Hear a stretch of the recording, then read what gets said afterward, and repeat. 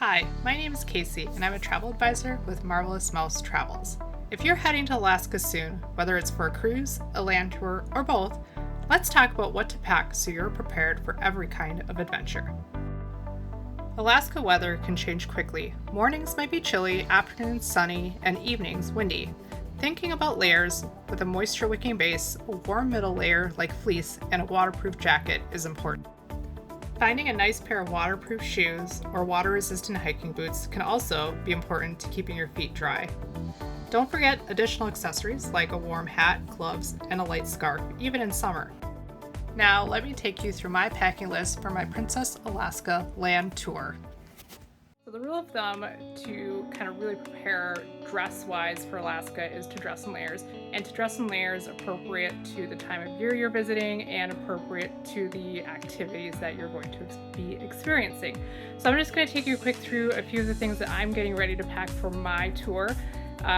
Weather I think is supposed to be in the 50s, 60s, somewhere around there. So I'm from Wisconsin, so it's a fairly normal type of weather for us, where I have a lot of clothes in my closet that fits that bill. I would say most of the time you're going to be able to find your layers in your closet. So don't necessarily feel like you need to go out to your local outdoor store and stock up on a whole bunch of brand new gear, although it is fun to go shopping and find all those things. But a lot of simple things can be done to make your visit comfortable without breaking the bank. So let me show you what I've got here.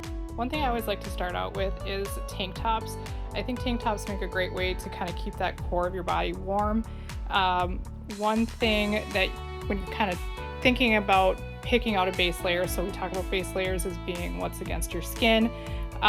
Your base layer wants to be moisture wicking. So anything against your skin, you want to draw out that moisture, so when you sweat or if you are working out or hiking or anything like that, that base layer is not staying moist. It's kind of drawing away that moisture from your body. This is another really nice lightweight shirt that I have, and it makes a really great base layer. It's a long sleeve, so it really is perfect for layering underneath. And then this is just a little bit of a thicker material. This is a Moisture Wicking by North Face here, but just really nice material, long sleeve as well. After I get my base layer kind of thought through and set, I kind of go to that mid layer option. So depending again on the type of day it is, I might move to like a base, like a tank top, a really lightweight long sleeve, and then jump over to a t-shirt maybe over top of that. And then after that, if it's kind of still cool outside, finding something like a nice quarter zip is really nice. This is just like a normal cotton quarter zip, nothing overly crazy. It's just a nice medium weight where I know I'm not going to sweat. And then maybe jumping into a sweater or something like that too, if you're kind of looking for that casual, dressy look. And then to stay kind of your bottom layer here, I love wearing jeans. I think jeans are great. You could also do a type of legging, moisture wicking, waterproof hiking pant can be really nice. I know even when we cruise, a lot of times we'll find ourselves hiking. Alaska tends to be, especially in the cruising area, tends to be a very rainy environment. So finding stuff that's moisture wicking or water repellent is going to be really awesome for you. Keep you dry and warm. Our last cruise was in May and we ended up kind of raining, but we didn't miss out on the fun, and we kind of kept hiking up into the trail and got soaking wet because we definitely weren't prepared the way we were supposed to be for that trip. So this is like a typical outfit that I might put together. I've got a nice vest here. A vest is again perfect for keeping your core warm while allowing for a little bit lighter layer on the arms. I find keeping those extremities less layered helps you kind of regulate your body temperature a little bit better. And again, I could throw on a long sleeve underneath this yet to add a little bit extra warmth.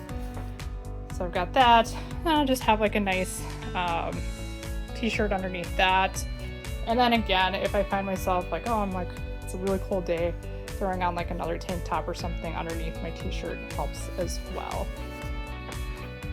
And I like my jeans. I find jeans very comfortable.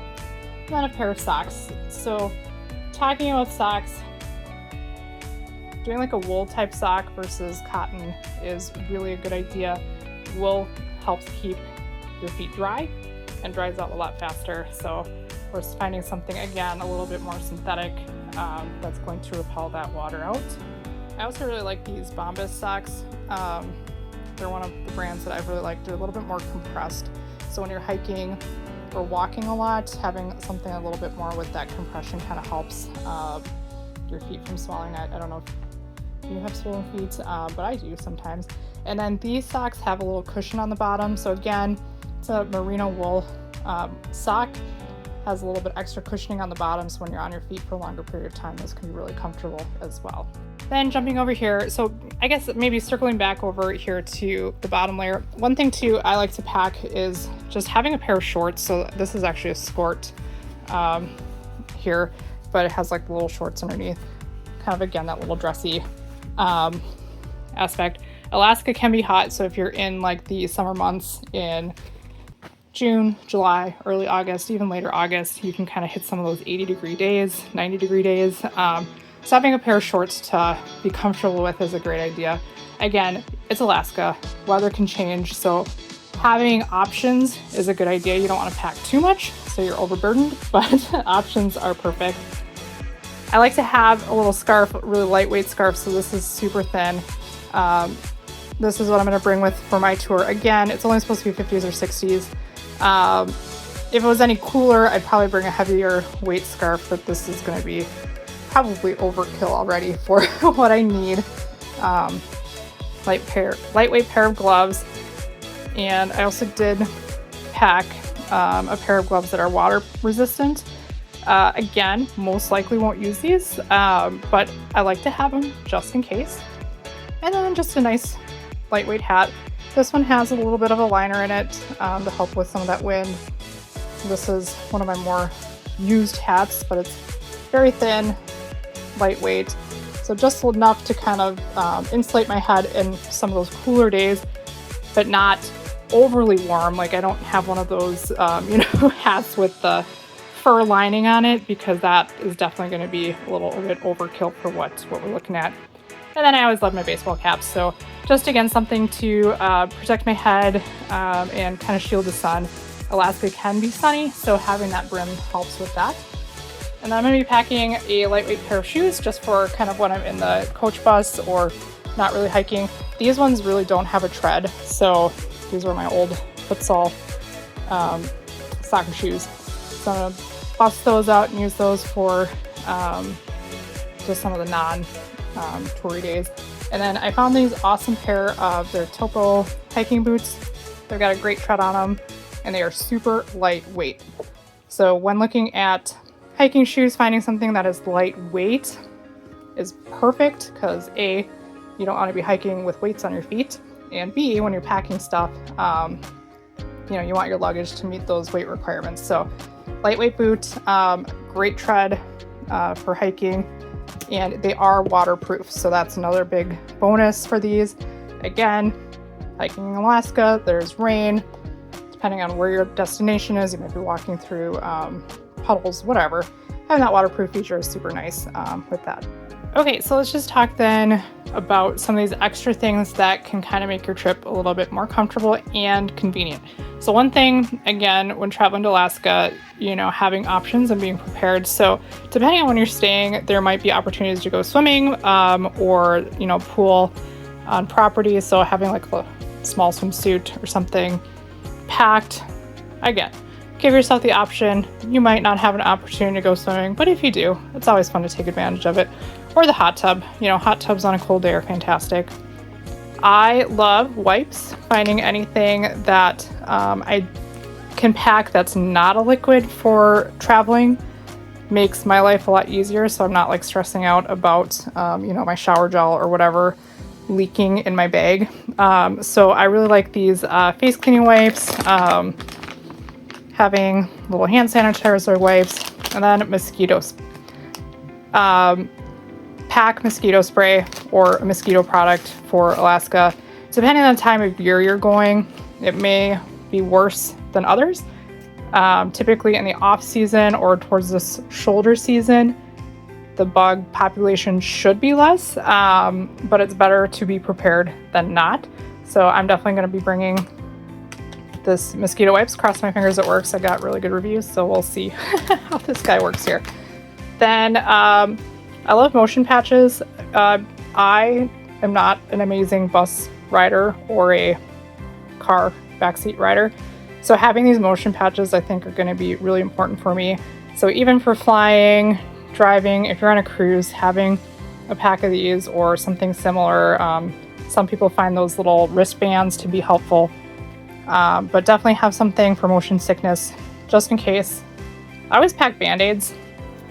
You never know when you're going to get a blister, cut a finger, whatever. So having, a few band-aids in your arsenal is a good idea. And then I really like to just carry like a small little thing of ibuprofen.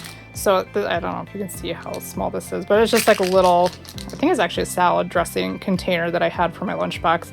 But it's just a perfect size to carry a small amount of medication.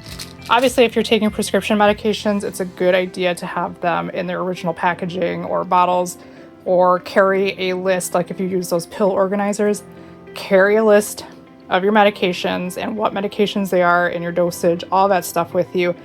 Just in case there's travel delays, you lose your medication, having that list will help you get your medications back, or at least allow, whoever it is, the doctors, nurses, whatever, to help you fulfill those prescriptions again. Like I said, I really like things that are not liquid. So this is a shampoo bar that I really like. I did not have one that was new in the packaging, so this is what I got today. But shampoo bar is fantastic. Again, nice little carry-on case. Got a little face wash in there for me. I also have one that I use for my toothpaste. Makes packing so much easier.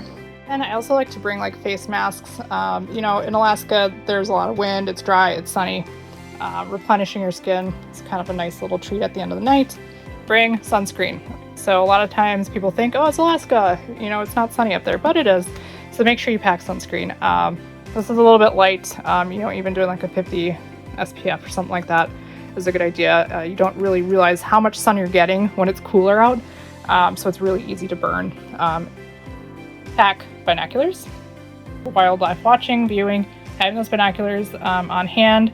Some tours provide them, some don't, so I just like having my own, so I just pack those. Think about camera equipment. I have my GoPro. I'm going to be bringing my other Canon DSLR, so that's going to be fun to pack with and try to get some wildlife photography. So I'm super excited about that. But think about that, extra battery packs, stuff like that to pack with. And then, your headphones and earbuds for your plane ride. Make sure you get those packed and charged prior. And then any guidebooks you want to bring with. So I've had this Glacier Bay. I got this on our last cruise. Kind of outlines Glacier Bay National Park.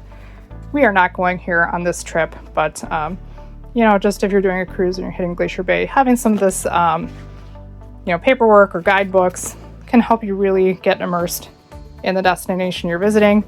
If you're working with a Marvelous Mouse Travels agent, they'll also be providing you tips and tricks and travel guides as well to help you as you navigate your experience. But a lot of these tour operators, and that's the benefit of doing a tour with a reputable tour operator, is you have experts pointing things out to you and helping guide you through the experience so that you don't feel lost and you don't feel like you're missing out on things. So you can definitely visit Alaska on your own. You can do it on yourself, but having somebody helping you and guiding you really helps that you're not missing out those key experiences, or even just traveling as a group. Somebody might see a bear or something like that, and gives the whole group the opportunity to see it. And then I also do have it's like a microfiber towel. This actually packs down fold into this box here. Super nice to have with. Again, you don't know when you're going swimming or you fall in a river. Hopefully that doesn't happen to you. But having something like that, again, gives you options. And then I also like to pack, some teas and stuff like that. I pack those in my bag just to have with. If you have things that bring you comfort and help you relax during your vacation, definitely pack them. There's no reason not to, especially when they're small like this. Having a little nice relaxing cup of tea that you're familiar with at the end of a long, fun day can really help you have a great night's sleep and get ready for that next day. And then, we all know traveling can be stressful, and there's changes in temperatures, changes in weather, changes in climate. So having like a little cough drop or something like that is also nice. And then, I don't know, I like packing gum, if you get earaches or... So that is my kind of quick, probably really not that quick, run through of what I'm packing for my Alaska trip. Again, dependent on your destination, work with a travel advisor or travel planner to help you think through where you're going and what you should pack and how to be best prepared for your destination. Again, each destination is going to be different. Each tour is going to be different. Like I said, I'm going on a rail tour with Princess Cruise Line. Maybe you booked a Lindblad Nat Geo tour out to, tour Glacier Bay in more detail, and you're kind of out on this small boat and top, a little bit more exposed to elements, or you're going for a hiking tour. There's so many different types of experiences and tours. So using a travel advisor, working with somebody who's an expert and will help you prepare for your trip is huge. So we hope that you reach out to Marvelous Mouse Travels, and we look forward to helping you with your trip soon.